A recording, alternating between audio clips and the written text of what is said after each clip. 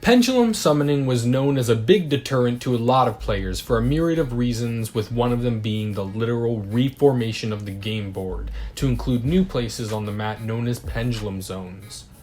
Every series of Yu-Gi-Oh! Adds a different level of gameplay and usually a new mechanic, but this degree of change was unheard of for the time and honestly was the first of its kind to this degree of a gameplay changing summoning mechanic.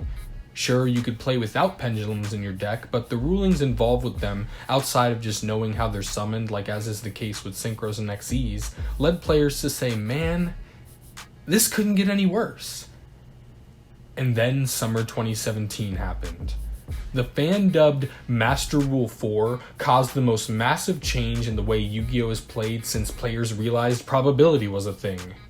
It did correct a lot of issues with those pesky pendulum monsters, even making the zones just share the same position on the game board as the left and rightmost spell and traps, but it left those 2 extra spots, shoved them up a bit, and changed the game forever.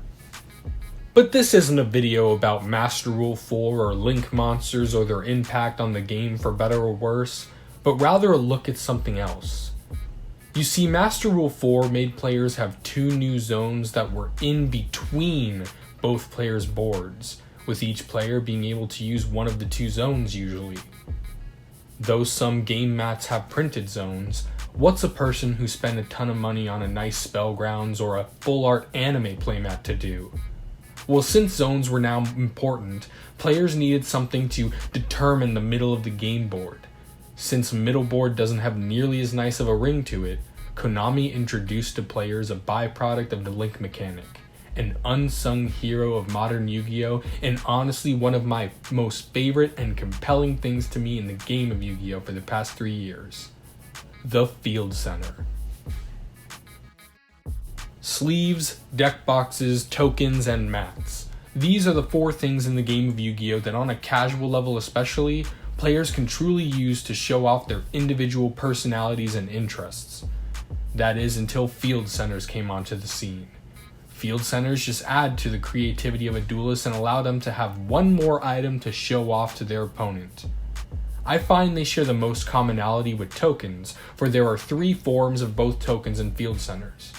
Unlike sleeves, deck boxes, and mats, which are always the same thing structurally, but with varied colors and art design, both tokens and field centers could be specifically designed to be a token or field center, be a card from another card game that serves the same function, or literally anything that is rectangular or long-looking in shape.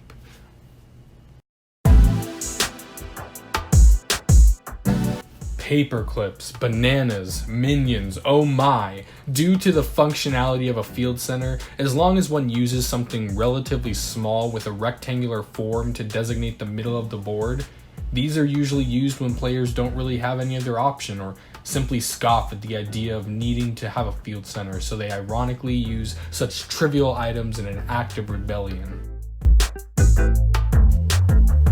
The use of other card games cards is something that first started as a practice to spice up some tokens. There is usually an overlap in fans between like-minded franchises, so it isn't too uncommon to have Yu-Gi-Oh! Fans also dabble in games such as Pokemon, Dragon Ball, or Magic the Gathering. The ability to flex on your opponent with a super cool Japanese card from an obscure or popular franchise can only be met in terms of euphoria to the feeling of playing a max rarity Tier 3 deck at a regional. Players like shiny and cool things, and field centers allow an individual to have a shiny and cool thing smack dab in the middle of the playing field for the entire length of the duel. Continuing with my parallel of tokens, Konami also dabbles in the art of making field centers just as they do tokens. Being released and pushed much more heavily in the OCG, we luckily have seen some field centers released to the general masses, such as is the case with Duel Devastator. People eat up all of the classic characters, and if you're tired of all the nostalgia bait, you're surely still powerless against the unstoppable alternate art Ghost Girl centers. Of course, higher levels of play allow duelists to snag other field centers that are much better quality and of a lot cooler artworks, but honestly, I just wish we got more of the OCG field centers brought over here.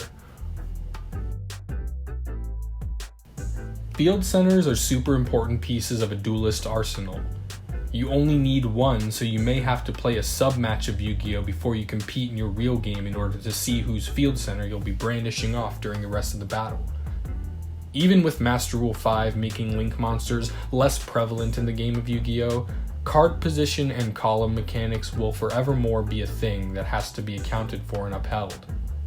And this tiny little, useless, priceless, shiny, important, insignificant piece of cardstock, well, it can do just that.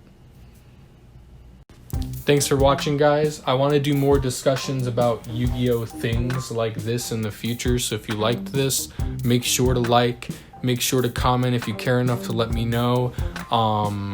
Thank you so much. Please subscribe. I've been definitely kind of plateauing recently, trying to get back into the groove of things, but thank you guys so much. I appreciate you.